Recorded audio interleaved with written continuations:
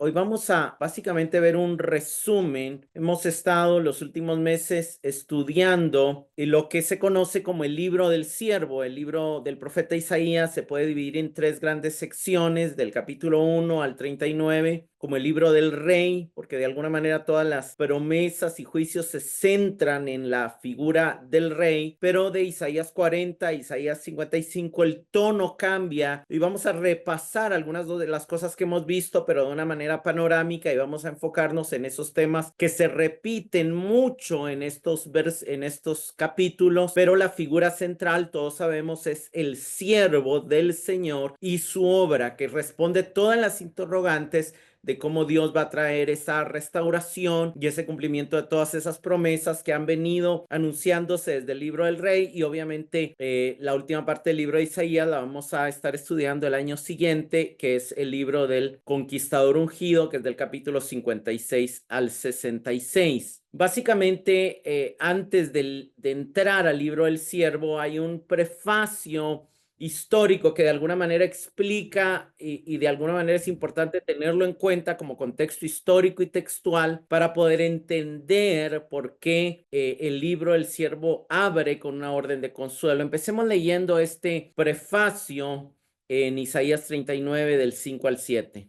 Entonces Isaías dijo a Ezequías: Oye la palabra del Señor de los ejércitos. Ciertamente vienen días cuando todo lo que hay en tu casa, todo lo que tus padres han atesorado hasta el día de hoy, será llevado a Babilonia. Nada quedará, dice el Señor. Y algunos de tus hijos que saldrán de ti, los que engendrarás, serán llevados y serán oficiales para servir en el palacio del rey de Babilonia. Vemos qué terrible es el anuncio de en base a las decisiones que Ezequías toma.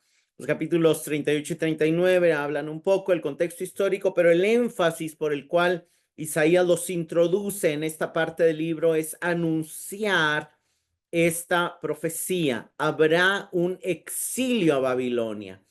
Todo lo que hay en la casa del rey y todo lo que en el pasado se ha atesorado será llevado a Babilonia. Nada quedará, ni siquiera las casas, ni la ciudad, ni el templo. Jerusalén será completamente destruida y algunos de los hijos del rey, y obviamente esto se va a cumplir en Daniel y en sus amigos, serán oficiales al servicio del rey de Babilonia. Es una noticia sumamente trágica, sumamente dura. Inmediatamente ahí empieza el libro del siervo, el capítulo 40 de Isaías, con un anuncio de consuelo. Básicamente el libro del siervo lo podríamos dividir en cuatro grandes secciones: el anuncio de consuelo universal, las promesas de redención, los agentes de redención y la proclamación universal. En el consuelo vamos a ver que primero se anuncia un consuelo dirigido directamente a Israel. Se le dice anunciación, anuncia Jerusalén, habla a Israel, pero luego vemos que ese consuelo se extiende hacia los gentiles. Ya empieza a hablar costas, empieza a hablar todas las naciones, ya se habla de una promesa que va a ir hasta los confines de la tierra. Ya el consuelo va a ir aún más allá de Israel. ¿Por qué? Porque de alguna manera Dios está trayendo de nuevo su propósito original dado desde su llamamiento a Abraham de Abraham, de bendecir una nación descendiente de Abraham, para que a partir de ellos sean bendecidas todas las naciones y todas las familias de la tierra. Después vemos cómo Dios promete redención, y esas promesas de redención se enfocan en promesas de liberación, básicamente promesas de salir del exilio de Babilonia, y luego hablan de promesas de perdonar la iniquidad y el pecado del pueblo. Luego sigue el anuncio de los agentes de redención, y obviamente en el tema del exilio se menciona la figura de Ciro.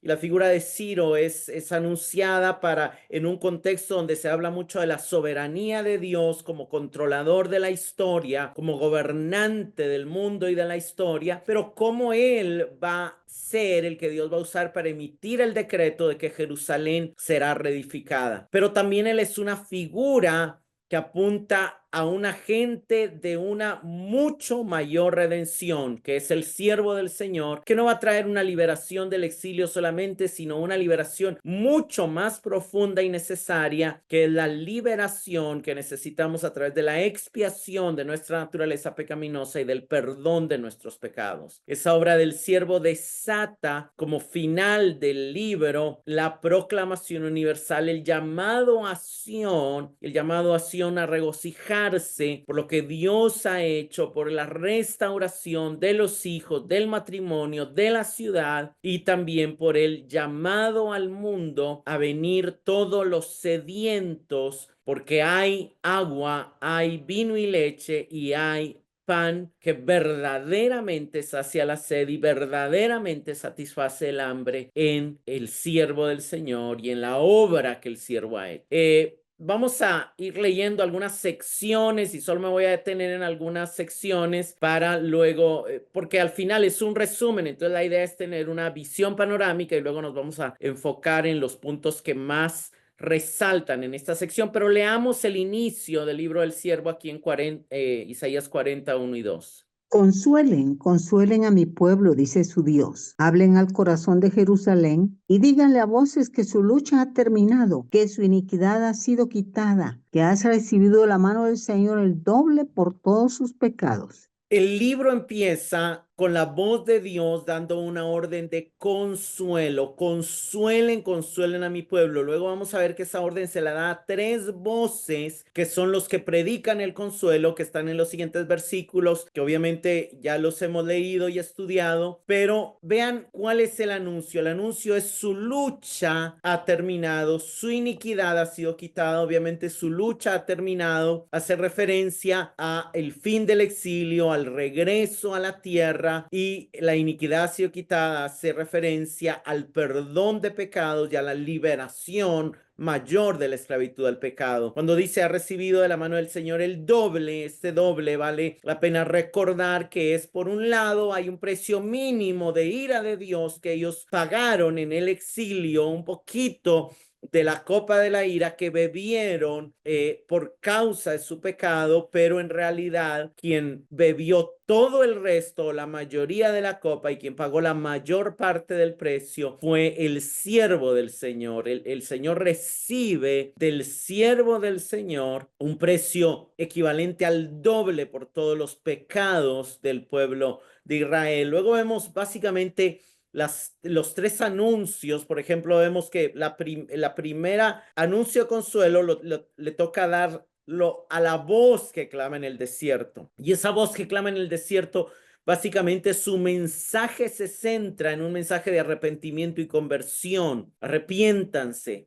conviértanse, arrepiéntanse de sus pecados, vuélvanse al Señor. Es el mensaje que predicó Juan el Bautista, abriéndole el camino al Señor. Luego viene una segunda voz que anuncia, o que se le manda anunciar, que toda hierba se seca y toda flor se marchita, pero que la palabra de Dios permanece para siempre. Y básicamente el mensaje detrás de ese anuncio es que todo lo que no se viva en obediencia a la palabra perecerá. Es un llamado a evaluar nuestro comportamiento en esta tierra referente a obedeciendo o no la palabra de Dios. Y la tercera voz se le llama a anunciar que el Señor vendrá. En la siguiente vamos a ver un poco, vamos a repasar ese, pero básicamente el mensaje que está debajo de esa voz que proclama la venida del guerrero pastor es que los que lo reciban como pastor serán los que verán su poder y su recompensa.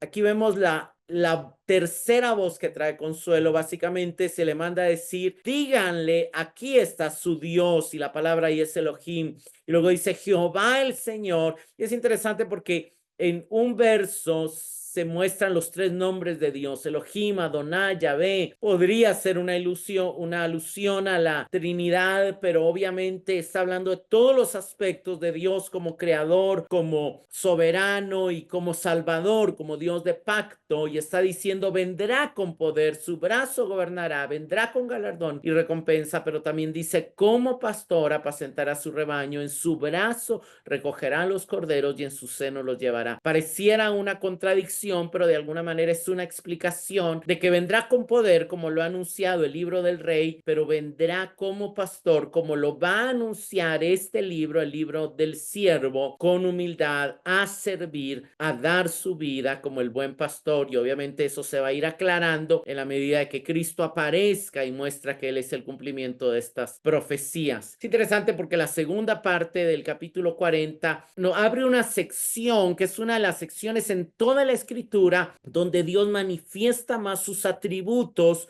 como creador, como soberano, como gobernador del mundo y de la historia. Básicamente Él es inigualablemente grande. Hay un montón de imágenes, empezando con que midió las aguas en el hueco de su mano. Nadie le puede aconsejar porque Él es la fuente del conocimiento y de la sabiduría. Él es supremo en poder y dignidad. No hay nadie como Él. De hecho, todas las naciones son como nada ante Él. Él es incomparable como Dios. No hay ningún otro Dios. Existen ídolos, pero son obras de manos humanas, invenciones de los hombres que no son en realidad dioses. Y este Dios incomparablemente grande se ha dado a conocer, se ha revelado, anunciado desde el principio cosas que vendrán. Él gobierna la historia y anuncia lo que vendrá porque es soberano sobre la tierra y sobre los cielos. Él es inigualable porque no hay otro como Él, y es santo porque está separado no solamente de su creación como el creador y como ser trascendente, sino que está separado de las ideas falsas, de los falsos dioses que adoran los hombres. Él es el Dios eterno, el creador, y no se fatiga ni se cansa. Y algo muy interesante es que Él da fuerza al cansado. O sea, todo esto habla de sus atributos, pero se enfoca para luego hablar en su acción. Él trae consuelo dando fuerza al cansado, pero los que reciban su consuelo serán los que esperan en el Señor. Ellos tendrán nuevas fuerzas. Y vale la pena recordar que la palabra esperan está muy relacionada con fe, con confianza, con una esperanza certera de quién es Él, que se basa también en el entendimiento de su naturaleza, de su carácter y de sus propósitos. Más adelante, y de alguna manera esto es parte del consuelo de Sión. El consuelo de Sión, ya vimos que inicia con las tres voces de dar consuelo, con Dios mostrándose como el creador. La segunda parte habla de Él, se enfoca en cómo Él es el gobernante de la historia, pero a las tres voces de consuelo siguen tres imágenes de consuelo. Y obviamente esto es solo un recordatorio, y en las tres imágenes de consuelo, la primera imagen es un esclavo que se convierte en vencedor. Dios le habla a su pueblo que está esclavizado en Babilonia y le dice: no temas, estoy contigo, te fortaleceré, te ayudaré, te sostendré. Y luego le dice: tus enemigos serán destruidos. Y de alguna manera ahí vemos la imagen. Luego le habla a un gusano, a alguien insignificante, a alguien sumamente débil, y le dice: no temas, gusano, porque yo haré de ti un trillo nuevo. Y le dice que trillará los montes, aventará las pajas y el viento se los llevará. Y básicamente vemos cómo está primero el Señor prometiendo a través de una imagen su presencia salvadora con ellos, pero luego asignándoles una tarea de deshacerse de lo temporal, de lo vano, de lo pasajero, de lo mentiroso. Y luego hay una última imagen que vamos a recordar algo en la siguiente diapositiva, de cómo el Señor responderá a los necesitados. Leamos aquí Isaías 41, 17 y 18. Los afligidos y los necesitados buscan agua, pero no la hay. Su lengua está reseca de sed. Yo, el Señor, les responderé. Yo, el Dios de Israel, no los abandonaré. Abriré ríos en las alturas desoladas y manantiales en medio de los valles. Transformaré el desierto en estanque de aguas y la tierra seca en manantiales. Esto es hermoso porque si unimos las tres voces de consuelo y vemos el paralelo con las tres imágenes de consuelo, la primera voz se centra básicamente en la figura de Juan el Bautista, que podríamos aquí ver cómo el Señor está mostrando su presencia y está trayendo conversión a su pueblo. La segunda imagen de la permanencia de la palabra y cómo se seca la flor y se marchita la hierba, Se recuerda también de cómo la vanidad de este mundo pasará y será como paja llevada por el viento. Pero la tercera imagen, que de alguna manera se centraba en Cristo, nos muestra esa imagen de cómo el Señor va a cumplir esa respuesta, va a cumplir viniendo a habitar entre nosotros, porque la tercera voz decía: aquí estoy, vendré con poder y vendré como pastor. Y vemos que precisamente aquí hay afligidos y necesitados que buscan agua, pero no la hay. Su lengua está reseca de sed. No hay agua antes de la venida del siervo, pero en el capítulo 55, después de la venida y de la obra del siervo, a los sedientos se les dicen: vengan, porque ya hay agua, porque el siervo ha traído el agua que aquí no había. Aquí el Señor todavía está anunciando la venida del siervo que vendrá y diciendo: yo le responderé. Y la manera en que Dios va a responder es que por la obra del siervo va a abrir ríos en las alturas desoladas, manantiales en medio de los valles, y va a transformar el desierto en estanque de aguas. Y aquí el desierto habla de nuestra naturaleza, de nuestro ser interior. Antes de Cristo, antes de recibir el Espíritu,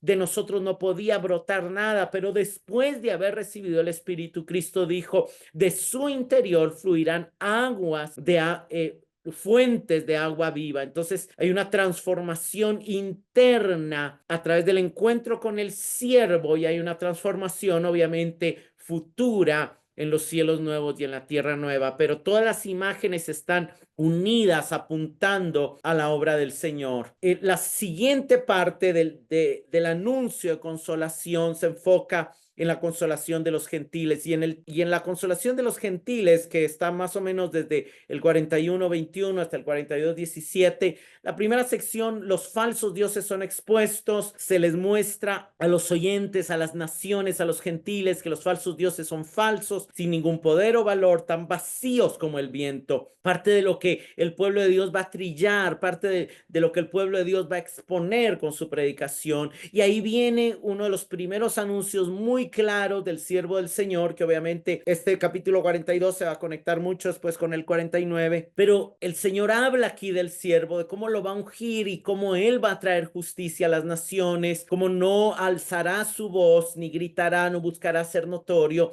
y tampoco será severo con los débiles, porque no apagará el pábilo que humea, ni quebrará la caña cascada. Pero algo interesante es que él no descansará hasta que haya establecido en la tierra su justicia. También se dice que él vendrá para abrir ojos de los ciegos, para abrir cárceles a los presos y para sacar a la luz a los que están en tinieblas. Y hay una conclusión muy hermosa de esta sección, que es que el mundo entero se gozará cantando un cántico nuevo por la victoria del Señor. Repasemos eso leyendo Isaías 42 del 10 al 12. Canten al Señor un cántico nuevo, canten su alabanza desde los confines de la tierra, los que descienden al mar y cuanto hay en él, las islas y sus moradores. Levanten la voz, el desierto y sus ciudades, las aldeas a donde habita Cedar. Canten de júbilo los habitantes de Selah, desde las cimas de los montes griten de alegría. Den gloria al Señor y proclamen las costas su alabanza. Es un llamado a cantar al Señor, y es un llamado universal. ¿Por qué usa figuras como Cedar y Sela? Porque esta era una ciudad en el norte, era una ciudad en el sur, y como extremos está llamando a todo lo que hay en medio. Está hablando de desierto, lugares desolados, y ciudades, lo urbano y lo rural, y también es una inclusión. Está hablando de los montes y del mar, de alguna manera lo más bajo, al nivel del mar, los que descienden de hecho aún abajo del mar, y lo que están en alto en los montes. Todo el lenguaje es desde lo más bajo hasta lo más alto, desde el norte hasta el sur, desde lo urbano hasta lo rural. Todo cante al Señor, todos los confines de la tierra canten un cántico nuevo. Y cabe recordar que el cántico nuevo en la escritura y en los salmos son esos cánticos que surgen de una experiencia real, genuina, viva con el Dios vivo, no de una teoría ni de nada, sino que viene algo, se experimenta una nueva realidad, y entonces surge un cántico nuevo. La misma orden está mostrando que Dios va a traer una experiencia de su presencia, de su realidad, de su gloria a toda la tierra, a todo lugar. Nadie quedará fuera, desde todos los extremos hasta todos los extremos podrán alabar al Señor y proclamarán su alabanza. Luego de la sección de consuelo siguen las promesas de liberación y los agentes de liberación. Antes de los agentes de liberación están las promesas de liberación, y básicamente estas promesas de liberación nacional las encontramos desde la segunda mitad del Isaías 42 hasta el 43, y lo primero que vemos es que Israel es ciego y sordo porque no está reflexionando en lo que Dios está hablando y haciendo, no está aprendiendo de la disciplina del Señor, y es un llamado a aprender y al mismo tiempo una demostración de que Israel no puede cumplir la obra como el siervo primero que Dios le había llamado a hacer para el uso de las naciones. No tiene la capacidad de cumplir porque aunque Dios le ha dado oídos, no los usan, y le ha dado ojos, no los usan para oír y ver al Señor. Sin embargo, a pesar de su sordera y su ceguera, el Señor en su gracia les dice: no temas, porque yo te redimí, te puse nombre, mío eres tú. No temas, yo te reuniré. Todos los llamados de mi nombre, para mi gloria los he creado, los formé y los hice. Entonces vemos cómo Dios no se rinde y está prometiendo a su pueblo redención, está prometiendo a su pueblo restauración, y está prometiendo a su pueblo que van a llegar a ser para su gloria. De hecho, esas promesas siguen con la promesa de que Babilonia caerá y habrá un nuevo éxodo, el exilio. Y en ese nuevo éxodo Dios hará brotar agua en el desierto y su pueblo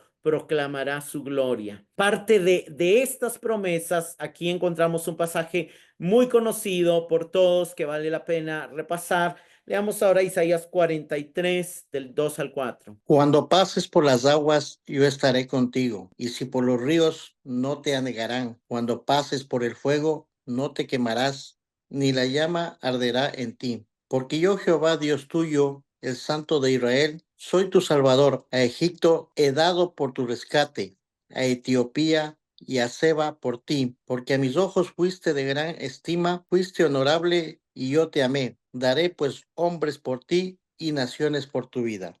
Es hermoso ver la promesa del Señor diciéndole: yo soy tu Salvador. Y obviamente todo esto apunta a la obra del siervo que va a venir como Salvador. Pero el Señor no está diciendo que no va a pasar por las aguas, que no va a pasar por el fuego, que no va a haber exilio, sino que en medio de todos estos anuncios el Señor está dando consuelo a su pueblo y le dice: cuando pases yo estaré contigo, porque yo soy tu Dios, tu Salvador.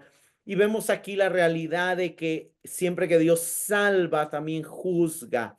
Al mismo tiempo que Israel fue sacado de Egipto, Egipto murió por el mismo mar que se abrió para sacar a Israel. Fue el mismo mar que se cerró para matar a los egipcios, y también el mismo conquistador, por así decirlo, que dio la orden de reedificar Jerusalén, también conquistó Babilonia y la destruyó, ¿verdad? Entonces son cosas donde Dios cumple su palabra, pero es hermoso ver cómo el Señor está recordando que Él se mueve por el amor que Él ha decidido poner en su pueblo. Luego de las promesas de liberación que se enfocan en el fin del exilio, siguen las promesas mejores, que son las promesas de perdón. Las promesas de perdón empiezan con Dios exponiendo el pecado de su pueblo, Dios exponiendo cómo lo han cargado, Dios exponiendo cómo el culto ha fracasado, pues los sacrificios no honran al Señor, los sacrificios no son de adoración al Señor, la injusticia, la maldad ha reinado en el pueblo. Y sin embargo, Dios de repente, después de exponer el pecado de su pueblo, promete perdón, y empieza en el 43:25 diciendo: yo soy el que borro tus transgresiones por amor de mí mismo, y no recordaré tus pecados. Aquí queda en duda cómo esto va a pasar, cómo el Señor va a borrar las transgresiones sin violentar su justicia. Y obviamente la respuesta va a ser cuando se anuncie la obra del siervo. Luego él sigue mostrando que él es el Señor único y recordando que los ídolos son vanidad y lo mejor de ellos para nada es inútil. De alguna manera, esta primera promesa de redención se podría enfocar en Israel y luego Dios confirma la promesa de redención donde se extiende esa promesa de redención también a todas las naciones, porque los ídolos son características del resto de las naciones, y vemos cómo Dios confirma en el 44 al 21 al 23 la promesa de perdón, pero en el 22 leemos: he disipado como una densa nube tus transgresiones y como espesa niebla tus pecados. Vuélvete a mí, porque yo te he redimido. El pecado Dios lo disipó. ¿Cómo? No se nos dice aquí, pero se va a responder cuando veamos nuevamente la obra del siervo. Lo interesante es que también se anuncia cómo vendrá la ayuda del Señor. Leamos aquí Isaías 44, 3 al 5. Porque yo derramaré agua sobre el sequedal y ríos sobre la tierra árida. Mi espíritu derramaré sobre tu generación y mi bendición sobre tus renuevos. Y brotarán entre hierba como sauces junto a las riberas de las aguas. Este dirá: yo soy de Jehová. El otro se llamará del nombre de Jacob, y otro escribirá con su mano: a Jehová, y se apellidará con el nombre de Israel. Vemos cómo obviamente la obra del siervo se une al anuncio del derramamiento del Espíritu. De hecho, es por la obra del siervo que el Espíritu será derramado, pero claramente vemos a Dios llegando a su pueblo. Y eso nos recuerdan las voces de consuelo. De alguna manera, podemos decir que la primera voz de consuelo es Juan el Bautista, la segunda voz de consuelo es la permanencia de la palabra en Cristo como la palabra viniendo a su pueblo, pero la tercera voz y la tercera figura de consuelo estarían apuntando también a que el Hijo de Dios, el siervo del Señor, iba a hacer derramar su espíritu sobre el pueblo. Y porque cuando Jesús dice: yo me voy, pero no os dejaré huérfanos, sino que vendré a vosotros, está hablando, vendré en mi espíritu. De alguna manera, la manera en que él iba a venir es que él iba a venir. El Espíritu Santo es también el Espíritu de Cristo, según lo vemos en la Escritura, en Romanos 8 y en el Nuevo Testamento. Entonces, el siervo está conectado con el Espíritu, y aunque el Señor lo que va a hacer es muy importante, lo que hace el siervo, también el derramamiento del Espíritu es clave, porque es el derramamiento del Espíritu el que trae nueva vida a los descendientes, al pueblo, y lo que nos hace pertenencia del Señor. De hecho, en el Nuevo Testamento el Espíritu Santo viene como sello de propiedad, y el tener al Espíritu nos da el testimonio de que somos hijos y de que somos del Señor. Es el derramamiento del Espíritu el que nos lleva a decir: yo soy del Señor, a Jehová pertenezco, del Señor soy. Y hermanos, esto es un recordatorio de cuán importante es vivir la vida cristiana en dependencia de la guianza, de la llenura, de la iluminación del Espíritu al estudiar la Escritura. No podemos ser cristianos ni sin Cristo ni sin el Espíritu. Ser cristianos obviamente requiere tener puesta la fe en Jesús y requiere tener el Espíritu de Cristo, porque el que no tiene el Espíritu de Cristo, dice Romanos, no es de él. Entonces, eso es muy importante de alguna manera en recordar cómo Dios está prometiendo perdón, pero está dando anuncios claros de cómo eso va a suceder, y está mostrando de alguna manera las imágenes. Podemos regresar a las imágenes y vemos también eso, pero después de primero el anuncio de consolación para Israel y para los gentiles, las promesas de liberación y de perdón para Israel y los gentiles, viene un anuncio de agentes de liberación en el libro del siervo, y se menciona una sección, se enfoca en Ciro, y la otra sección más profunda se enfoca en el siervo del Señor, pero son secciones muy paralelas.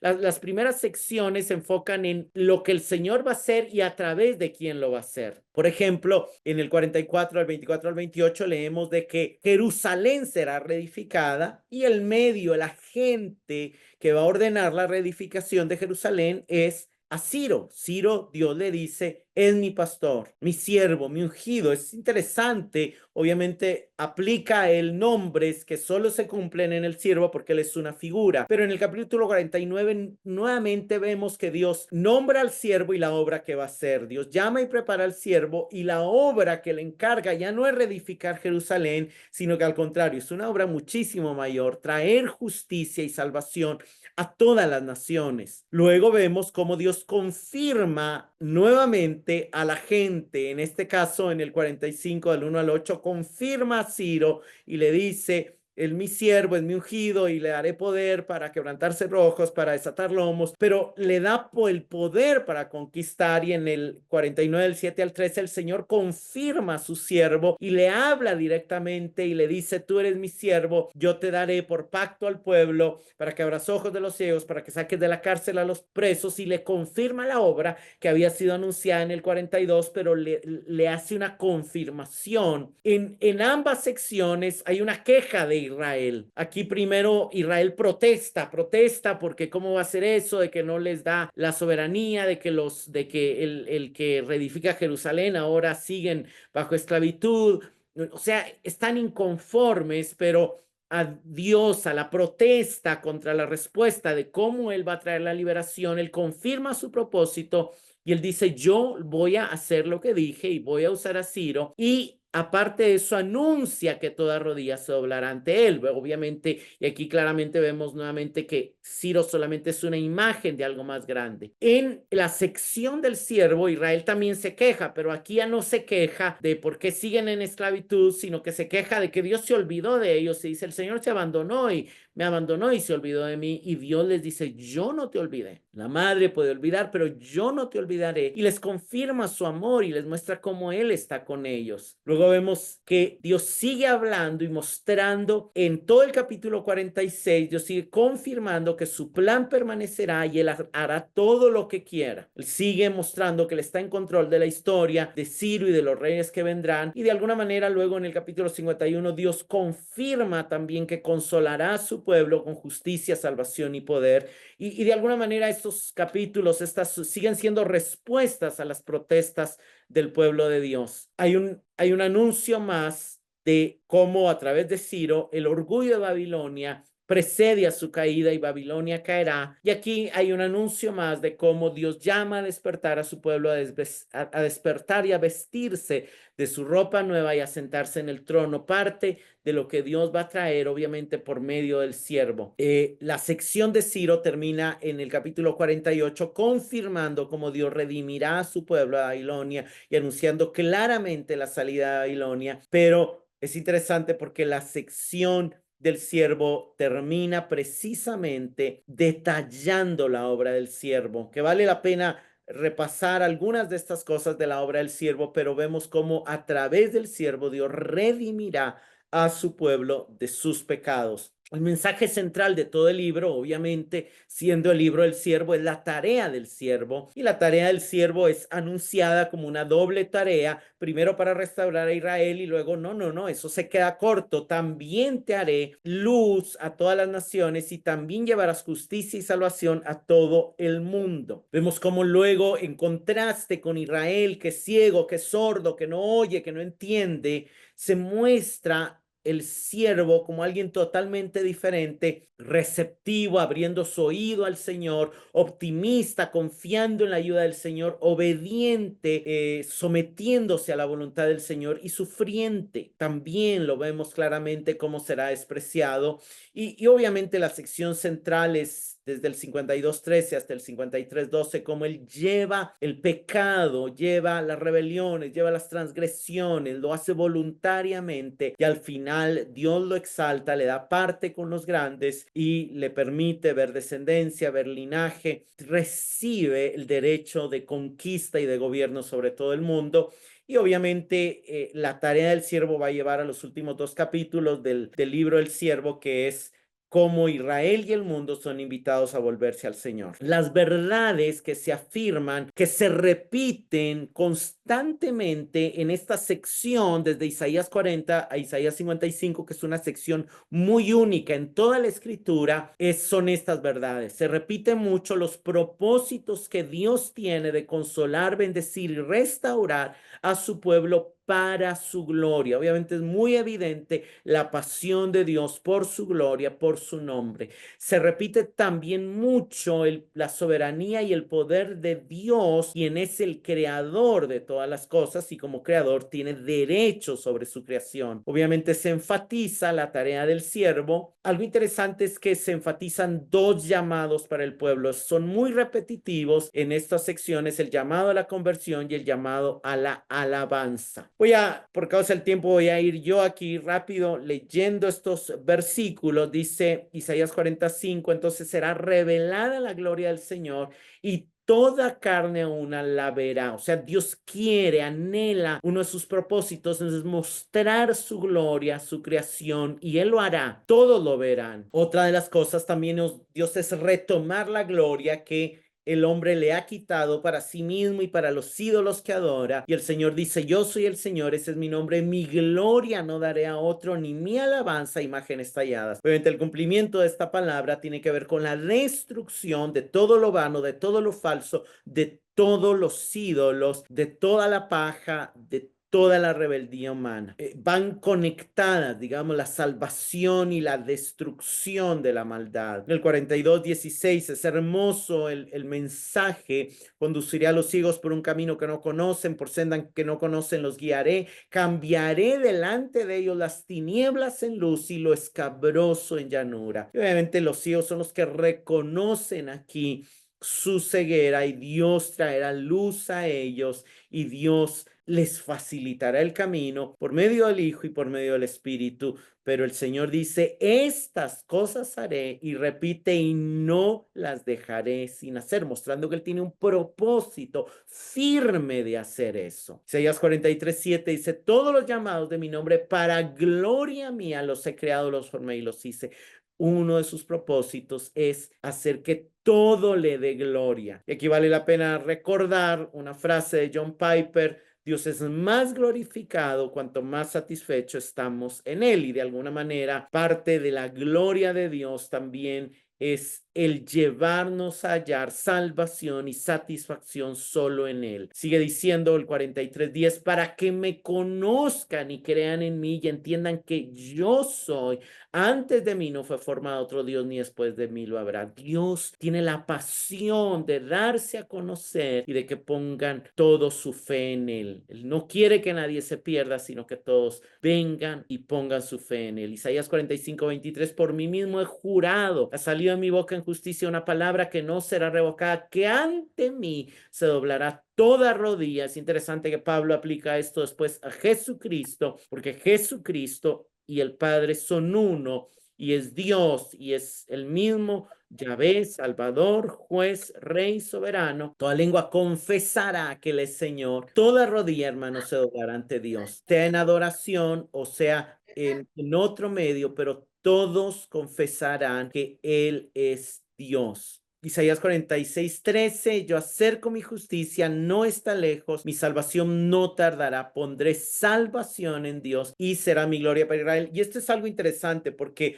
aunque el propósito y la pasión de Dios por su gloria es clara, también vemos una conexión de cómo parte de la manera en que Dios va a llevar gloria a su nombre es trayendo salvación al mundo. Isaías 55:11, el último capítulo, dice: así será mi palabra que sale de mi boca, no volverá a mi vacía sin haber realizado lo que deseo y logrado el propósito. Dios cumplirá su propósito. ¿Qué propósito? De traer gloria a su nombre a través de traer salvación a los que confíen en Él. Entonces se repasa los propósitos de Dios, pero también se repasa los atributos de poder y soberanía de Dios. Son muy evidentes, obviamente, en su carácter como creador y como gobernador. Isaías 41:20 dice: para que vean y entiendan, consideren esto y comprendan aún que la mano del Señor ha hecho esto, que el Santo de Israel lo ha creado. Él ha creado todas las cosas cosas y Él está por encima de todo lo que sucede. 43:13, aún desde la eternidad, yo soy y no hay quien libre mi mano. Yo actúo y ¿quién lo revocará? O sea, ¿quién va a oponerse a lo que Dios hace? Nadie. 44, 24 y 25, yo el Señor, creador de todo, que extiendo los cielos, yo solo y afirmo la tierra sin ayuda. Obviamente está negando cualquier suposición humana de que hay otros dioses, de que hay otros seres que ayudaron a Dios. No, no, no, no, no. Él no necesitó ayuda. Él creó todo y extendió los cielos él solo. Hago fallar los pronósticos de los impostores. Hago necios a los adivinos. Hago retroceder a los sabios y convierto en necedad su sabiduría. Dios quedará al final como el único y verdadero Dios. También en el 45, 6 y 7 dice, para que se sepa desde el nacimiento del sol hasta donde se pone, es decir, en toda la tierra, que no hay ninguno fuera de mí. Yo soy el Señor y no hay otro. Yo soy el que forma la luz y crea las tinieblas, que causa bienestar y crea calamidades. Yo, el Señor, es el que hace todo esto. Hermanos, es Dios el que da origen, vida a todo. Isaías 46:11, en verdad he hablado y ciertamente haré que suceda, lo he planeado, así lo haré. Isaías 54:16, yo he creado al herrero que sopla las brasas en el fuego y saca una herramienta para su trabajo. Yo he creado al devastador para esto. Y lo que está diciendo es aquí, yo estoy por encima y yo sé cuándo permitir el mal y cuándo detenerlo. Más obviamente a esto sigue, ninguna arma forjada contra ti prosperará. Aunque hay armas, aunque hay enemigos, no prosperará si yo no le permito. O sea, y esto nos recuerda, hermanos, podemos descansar en un Dios que controla la historia, en un Dios que no le permitirá al enemigo pasar cierto límite, que no nos dejará ser tentados sin que haya salida y que puede hacer que todas las cosas que suceden en nuestras vidas sean para nuestro bien. Algo interesante es que en esta sección es una de las secciones también donde más se repite la frase no temas. Desde Isaías 40 hasta Isaías 55 hay 8 veces la frase no temas y hasta algunas alusiones más a no atemorizarse y todo, pero la frase no temas está claramente 8 veces. En el 40 es un llamado a no temer, a anunciar las buenas nuevas. Se le dice a Sión, portadora de buenas nuevas, a Jerusalén, portadora de buenas nuevas también, levanta tu voz, no temas de anunciar, aquí está su Dios. Es un llamado a no temer, a predicar el evangelio. En Isaías 41:10 le dice, no temas porque yo estoy contigo, no te desalientes porque yo soy tu Dios, te fortaleceré, te ayudaré, te sostendré con la diestra de mi justicia. Vendrá el exilio, pero no temas porque yo te sostendré. En el 41:13 le vuelve a decir, yo soy el Señor tu Dios que sostiene tu diestra, que te dice, no temas, yo te ayudaré. En el 41:14 le vuelve a decir, no temas, gusano de Jacob, ustedes hombres de Israel, yo te ayudaré, declara el Señor, tu Redentor es el Santo de Israel. Y aquí obviamente estas primero 4 no temas están entre la orden y las figuras de consuelo. Más adelante, en el 43, cuando ya está hablando del siervo y cuando ya está dando las promesas de liberación, vemos en el 43:1, dice, así dice el Señor tu creador, oh Jacob, el que te formó, Israel, no temas porque yo te he redimido, te he llamado por tu nombre, mío eres tú. El Señor ya hizo una obra y va a completar esa obra. En el 43:5, no temas porque yo estoy contigo, del oriente traeré a tu descendencia y del occidente te reuniré. Básicamente es el exilio, el castigo por tus pecados, las consecuencias del pecado no es el fin de tu historia ni es la última palabra. En el 44:2, así es el Señor que te crió, que te formó desde el seno materno y que te ayudará, no temas, siervo mío eres tú, ni tú Jerusún a quien yo he escogido, y este Jerusún es como amado, y es Dios recordando su amor. Y en el 54, ya después de la obra del siervo, le dice una última vez, no temas, pues no serán avergonzadas, ni te sientas humillada, pues no serás agraviada, sino que te olvidarás de la vergüenza de tu juventud, de la esclavitud en Egipto y del oprobio de tu viudez, el exilio en Babilonia, no te acordarás. más. Luego, obviamente, el énfasis del libro es la tarea del siervo. La tarea del siervo, vemos el anuncio principalmente en el 42 y la confirmación en el 49 y en el 50 su preparación y la ejecución, obviamente, en el 53. Pero en el 42 básicamente se dice que este es mi siervo a quien yo sostengo, mi escogido en quien mi alma se complace. He puesto mi espíritu sobre él. Él traerá justicia a las naciones. Y esto todos los evangelistas lo citan cuando menciona el bautismo de Cristo, porque el Padre dice, este es mi Hijo en quien mi alma se complace y el Espíritu Santo desciende sobre él en forma de paloma. Entonces, claramente el cumplimiento y la cita de que Jesús es este siervo en quien el Señor se complace y sobre quien él está poniendo su espíritu, y obviamente él será el que va a traer justicia a las naciones. Más adelante en el 6 y 7 el Señor le confirma su obra y le dice, yo soy el Señor, en justicia te he llamado, te sostendré por la mano, por ti velaré y te pondré como pacto para el pueblo, como luz para las naciones, para que abras los ojos de los ciegos, para que saques de la cárcel a los presos y de la prisión a los que están en tinieblas. Y está, nos recuerda a Jesús enviándole respuesta a Juan el Bautista cuando le mandó a preguntar si era él. Él le dice, díganle lo que ven, que los ciegos reciben la vista, que a los pobres se les predica el evangelio, que los endemoniados son liberados, que los enfermos son sanados. Y básicamente Jesús está interpretando abrir los ojos de los ciegos como tanto físicamente como dar entendimiento, el sacar de las cárceles a los presos como liberación de las enfermedades y de la prisión a los que moran en tinieblas como liberación de demonios. Pero claramente vemos la imagen de Jesús en estos versículos. En el 49 el siervo es llamado desde el vientre, es preparado como flecha, su boca como espada, pero se dice que su tarea es hacer que Israel se vuelva a él, pero luego se dice, no, eso es muy poca cosa. También serás luz a las naciones y también tu tarea será llevar salvación hasta los confines de la tierra. Y hay un pequeño anuncio que va a unirse después a cómo iba a ser despreciado, pero luego iba a ser honrado. Y algo hermoso en su contraste con Israel es como el siervo se despierta cada mañana para oír al Señor, como el siervo confía en la ayuda del Señor en su cercanía y cómo está dispuesto a sufrir por obediencia y cómo se sostiene ante toda acusación sabiendo que Dios lo vindicará. En Isaías 53 vemos claramente la obra del siervo y parte de Isaías 53 nos dice que él fue herido por nuestras transgresiones, molido por nuestras iniquidades, que el castigo de nuestra paz cayó sobre él y por sus heridas hemos sido sanados. Luego nos muestra cómo su muerte fue voluntaria, pues como cordero fue llevado al matadero y como oveja entre sus trasquiladores permaneció mudo y no abrió su boca. Pero también se anuncia su exaltación, por cuanto se entregó, por cuanto fue sometido a padecimiento, por cuanto obedeció la voluntad del Padre de ofrecer su vida en sacrificio, verá su descendencia, prolongará sus días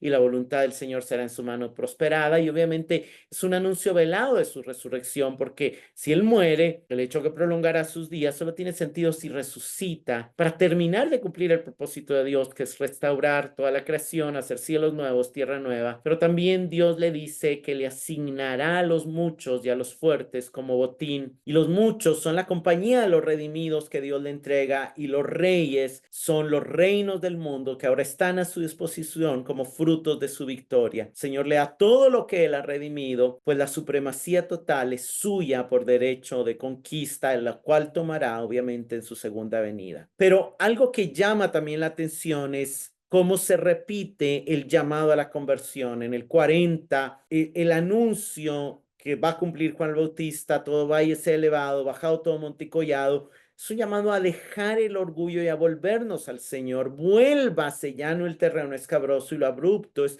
un llamado que más adelante se va a aclarar como abandonar el pecado. El llamado a esperar en el Señor es un llamado a creer en Él. En Isaías 44:22 le dice al pueblo, vuélvete a mí. En el 45:22 le habla a todas las naciones, vuélvanse a mí, sean salvos todos los términos de la tierra.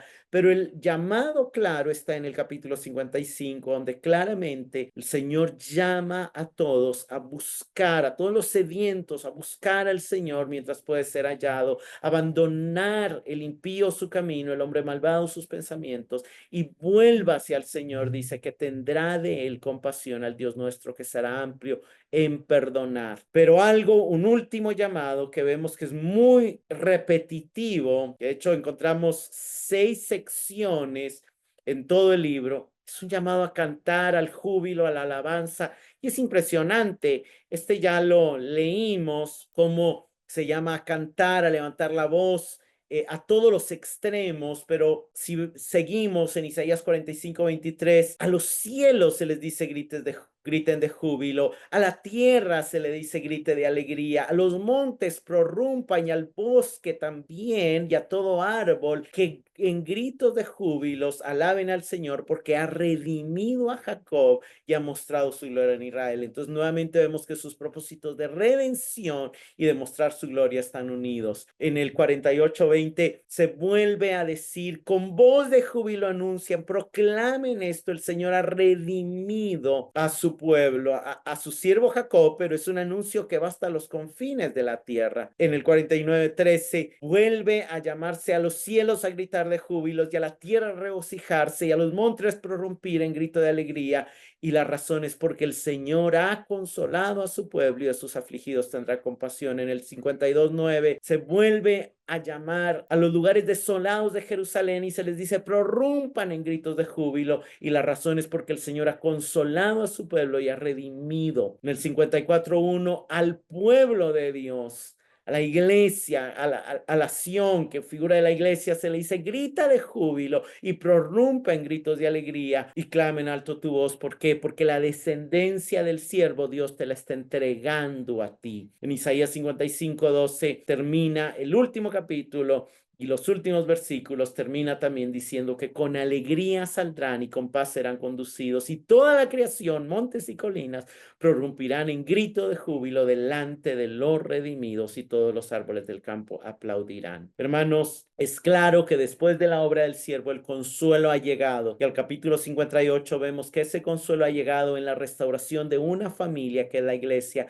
a la cual también se le demanda regocijo, se le demanda preparación para el crecimiento y se le recuerda que no tema. El matrimonio ha sido restaurado con las 3 garantías de que la compasión venció el abandono, el amor superó la ira y el juramento divino establece un pacto de paz eterno. Y aunque la ciudad había sido destruida en el exilio, se da la visión de una ciudad restaurada y embellecida, establecida en justicia, llena de piedras preciosas, almenas, rubíes, zafiros, a salvo de peligros internos y externos. Ya vimos esto, pero Isaías 54 es el consuelo de Sión y el 55 es el llamado universal a todos los sedientos y malvados. Isaías 54 anuncia la ampliación de las tiendas y el 55 anuncia quién estará ahí, los que se arrepientan y vuelvan al Señor. El 54 detalla los beneficios objetivos dados por la obra del siervo, lo que es la iglesia, familia, pacto y ciudad. Y el 55 enfatiza la respuesta que necesitamos dar al Señor, venir, oír, buscar, convertirnos para ser saciados con alegría y paz. Como preguntas de reflexión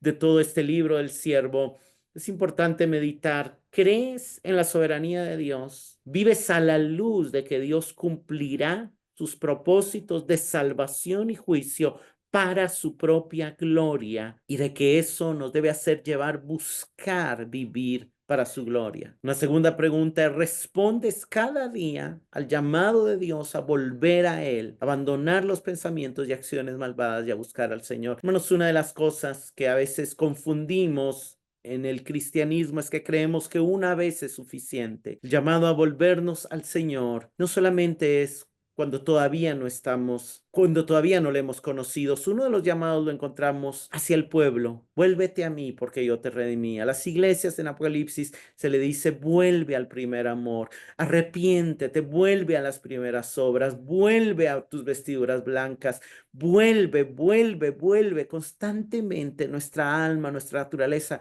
pecaminosa se desvía, el enemigo nos tienta, somos fácilmente engañados por el engaño del mundo, por el engaño de la riqueza, riquezas, por el engaño de nuestro propio pecado, de nuestra propia corrupción, y constantemente tenemos que volvernos a Él, volvernos a Él, volvernos a Él, despojándonos del viejo hombre y renovando nuestra mente día a día, ofreciéndonos a Él como sacrificio vivo. Pero por último, celebras y te regocijas por la salvación que el Señor te ha otorgado por medio de la obra de Cristo en la cruz. Nunca dejemos de celebrar que Él fue herido por nuestras rebeliones, molido por nuestros pecados, que el castigo de nuestra paz fue sobre Él. Nunca dejemos de alabarle, de adorarle, de agradecerle por tan glorioso sacrificio. Brota de tus labios un fruto que confiesa su nombre en adoración a Él, pero también en predicación a otros. Porque somos el pueblo de Dios escogido para su gloria, sí, pero parte de ser escogidos para su gloria no solamente es adorarle, también es anunciar a otros las virtudes de aquel que nos llamó de las tinieblas a su luz admirable. Señor, te damos gracias